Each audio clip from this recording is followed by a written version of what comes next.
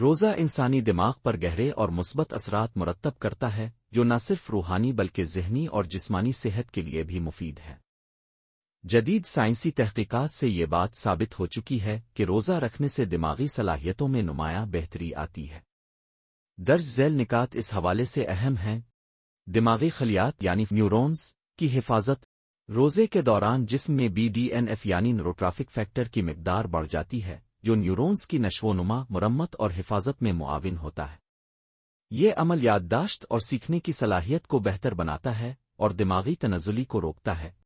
یادداشت اور توجہ میں اضافہ۔ روزہ رکھنے سے دماغ کی ہپوکیمپس نامی ساخت زیادہ فعال ہوتی ہے جو یادداشت اور سیکھنے میں اہم کردار ادا کرتی ہے۔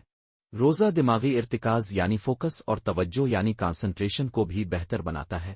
ذہنی تناؤ اور ڈپریشن میں کمی۔ روزہ رکھنے سے جسم میں سیروٹونن اور ڈوپامائن جیسے نیورو ٹرانسمیٹرز کی مقدار متوازن رہتی ہے جس سے ذہنی تناؤ، بے چینی اور ڈپریشن میں کمی آتی ہے۔ آکسیڈیٹیو سٹریس میں کمی۔ روزہ رکھنے سے جسم میں فری ریڈیکلز کی مقدار کم ہو جاتی ہے جو دماغی خلیات کو نقصان پہنچانے کا سبب بنتے ہیں۔ آکسیڈیٹو سٹریس میں کمی سے دماغی عمر میں اضافہ اور الزائمر جیسے امراض کے خطرے میں کمی آتی ہے۔ آٹوفیجی کا عمل۔ روزے کے دوران آٹوفیجی کا عمل متحرک ہوتا ہے جو کہ خلیات کی صفائی اور مرمت میں معاون ہوتا ہے۔ یہ عمل دماغی خلیات کو زہریلے مادوں سے محفوظ رکھتا ہے جس سے دماغی صحت بہتر ہوتی ہے۔ تخلیقی صلاحیت اور فیصلہ سازی میں بہتری۔ روزہ دماغ کو پرسکون رکھتا ہے جس سے انسان کی تخلیقی صلاحیت اور فیصلہ سازی میں بہتری آتی ہے۔ یہ عمل دماغی وضاحت یعنی مینٹل کلیئرٹی کو فروغ دیتا ہے اور پیچیدہ مسائل کو حل کرنے میں مددگار ثابت ہوتا ہے۔ دماغی بیماریوں سے بچاؤ۔